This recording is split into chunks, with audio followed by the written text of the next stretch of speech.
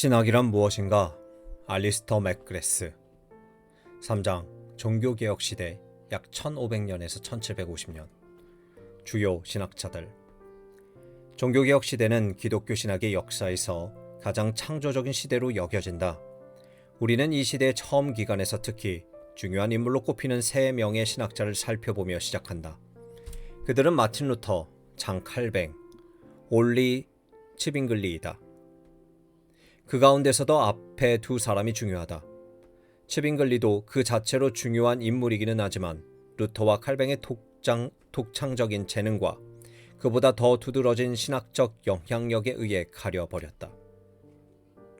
우리는 이 시대의 후기 면모에서 중요했던 일부 신학자도 이어서 살펴보고 그들이 신학 발전에 공헌한 바를 밝힐 것이다. 마틴 루터 1483년에서 1546년. 루터는 1517년에 면벌부를 비판하는 95개적 논제를 발표함으로써 처음으로 대중의 관심을 받게 되었다. 이 일은 라이프치히 논쟁으로 이어졌으며 이 논쟁에서 루터는 스콜라주의에 맞선 급진적 비판자로 명성을 얻게 되었다. 1552년에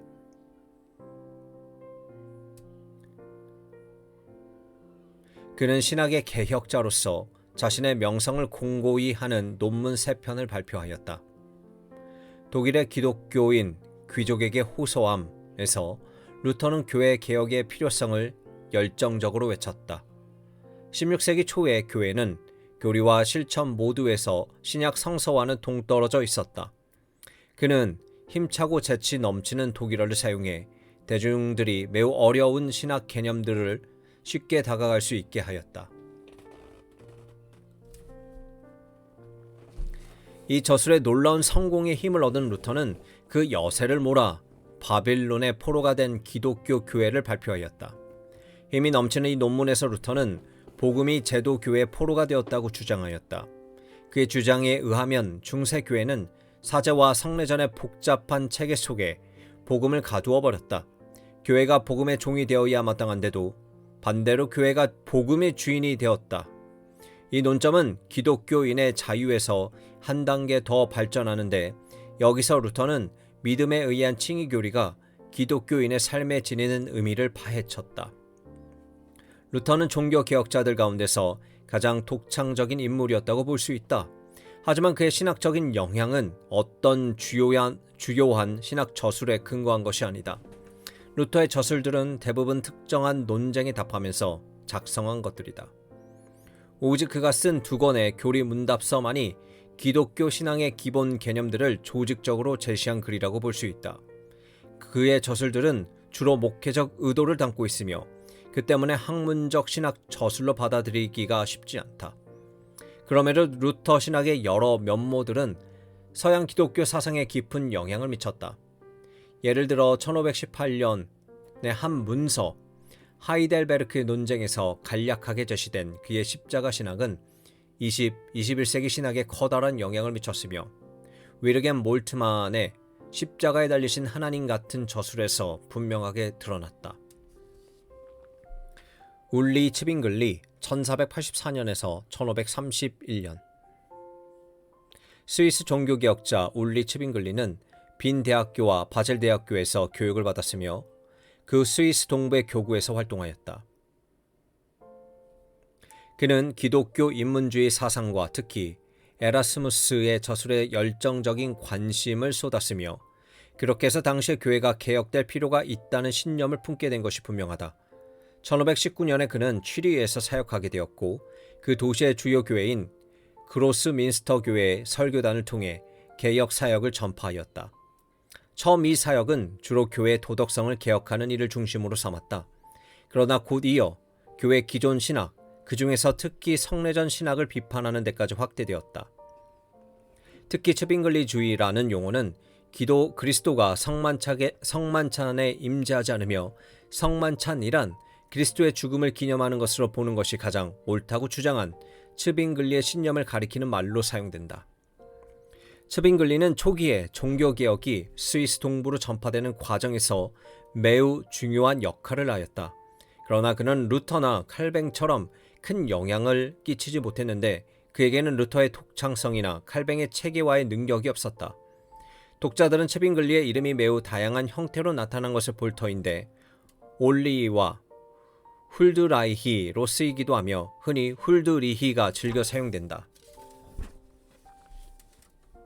장 칼뱅 1509년에서 1564년. 칼뱅은 1509년에 파리의 북동쪽 누아용에서 태어났다.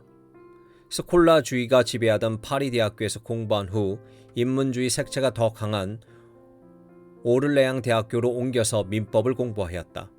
처음에는 학자로서의 진로를 탐색하였으나 20대 중반에 회심을 경험하고 나서 점차 파리의 개혁 운동들과 깊이 관계를 맺었으며 그 후 바젤로 도피하여 살게 된다. 마침내 그는 그 당시에 사보의 공국으로부터 독립을 쟁취한 제네바에 정착했으며 1535년에 프로테스탄티니즘으로 개종하였다. 칼뱅이 사망한 1564년에 제네바는 그의 이름을 내건 국제적인 개혁 운동의 중심지로 성장하였다. 지금도 칼뱅주의는 인간의 역사에서 가장 중요하고 힘있는 지적 운동 가운데 하나로 기억된다.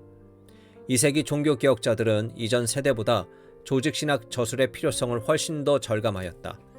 종교개혁 2기의 중심 인물인 칼뱅은 개신교 신학의 기본 개념을 명료하게 보여주고 성서적인 기초 위에서 그 개념들을 정당화하고 카톨릭의 비판에 맞서 그것들을 옹호할 수 있는 저술의 필요성을 깨달았다. 1536년에 그는 기독교 강요라는 제목을 단 분량의 6장에 불과한 작은 책을 펴냈다. 그 후 25년 동안 그는 이 책에 매달려 장을 추가하고 자료를 재배열하면서 열심히 다듬었다. 최종판이 나왔을 때 이 책의 분량은 80장이었으며 4권의 책이 되었다. 이렇게 해서 기독교 강요는 16세기의 가장 중요한 종교 서적 가운데 한 권으로 우뚝 서게 되었다.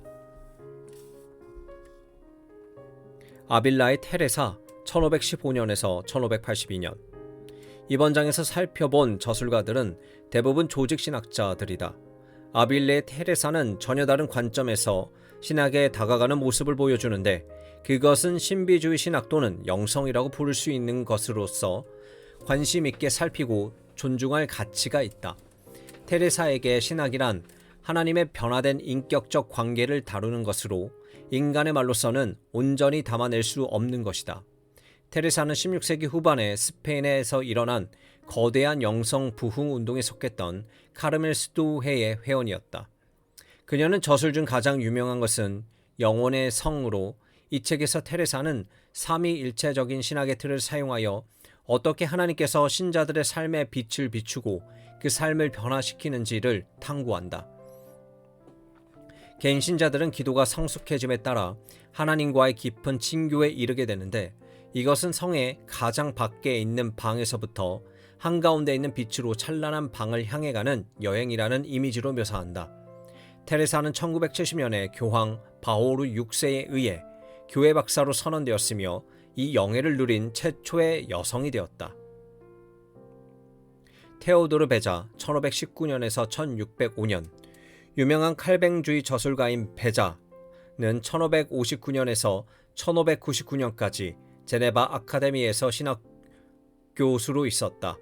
세 권으로 된 신학 논문집에서 그는 아리스토텔레스의 논리학을 사용하여 개혁주의 신학의 주요 요소들을 합리적으로 일관성 있게 설명하고 있다.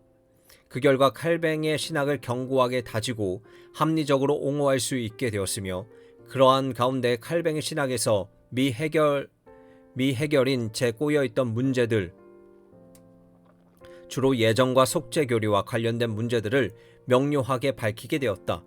어떤 학자들은 논리적인 명료성을 확보하고자 했던 베자의 관심이 여러 가지 중요한 점에서 칼뱅을 잘못 해석하는 결과를 낳았다고 주장하였으며 반면에 다른 학자들은 베자가 일부 미해결의 문제들을 깔끔하게 정리하여 칼뱅 신학을 부드럽게 다듬었을 뿐이라고 주장하고 있다. 로베르토 벨라르미노 1542년에서 1621년. 트리엔트 공의회 이후 카톨릭 신학의 황금기 동안에 이름을 날린 신학자 가운데서 가장 중요한 인물이 로베르트 벨라르미노일 것이다. 그는 1560년에 예수회로 들어갔으며 그 그 후 1576년에 로마에서 논쟁 신학 교수가 되었다. 그는 1599년 추기경이 될 때까지 그 교수직에 있었다. 그의 가장 중요한 저술로 인정받는 것은 이 시대의 이단들에 대한 기독교 신앙 논쟁 강의로, 이 저술에는 그는 프로테스탄트 비평가들에 맞서 가톨릭 신학의 합리성을 강력하게 주장한다. 요한 게르하르트 1582년에서 1637년. 요한 게르하르트는 루터파 전통주의 신학자 중에서 가장 중요한 인물이라고 할 수 있다. 그는 1616년에 예나 대학교의 신학 교수로 임명되었으며 이곳에서 평생 동안 가르쳤다. 게르하르트는 칼뱅파의 강력한 반대에 맞서서 루터파 신학을 조직적으로 제시할 필요성을 느꼈다. 루터파의 조직신학 저술들의 기본 형태는 1521년에 필리프 멜란히톤이 일반 원리의 초판을 출판하였을 때 정해졌다. 이 책에서는 주제들을 체계적으로 다루는 것이 아니라 논제별로 다루었다. 게르하르트는 이 전통을 이어갔으나 점차로 아리스토텔레스의 논리학 저술들을 근거로 사용하는 것이 가능하다고 생각했다. 그가 지은 신학의 일반 원리는 오랫동안 루터파 신학의 대표적 저술로 인정받았다.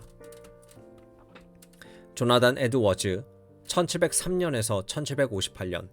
조나단 에드워즈가 미국 최초의 대신학자라는 데는 거의 모든 사람이 동의한다. 그가 미국 최초의 신학자라는 주장에는 일부 중요한 이견이 있기는 하나 여전히 많은 사람들이 동의한다. 에드워즈는 그 시대 가장 중요한 부흥운동이라고 할 수 있는 대각성 운동에서 중요한 역할을 맡았다. 1757년에 에드워즈는 프린스턴의 뉴저지 대학의 학장으로 초빙을 받았다. 1758년 3월 22일 천연두 예방접종의 부작용으로 프린스턴에서 사망하였다. 에드워즈는 탁월한 신학자로 기억된다. 그는 반지성적이고 도덕적으로 무절제했던 운동에다 지적이고 영적인 힘을 불어넣어준 청교도 저술가라고 말할 수 있다. 더 중요한 사실로 그는 계몽주의에서 전통적 기독교 신학에 가해진 도전을 분명하게 인식했던 신학자였으며 합리주의 문화 속에서 기독교 신앙을 개념화하고 선포할 수 있는 새로운 길을 열어보인 신학적 해안과 통찰력을 지닌 신학자였다.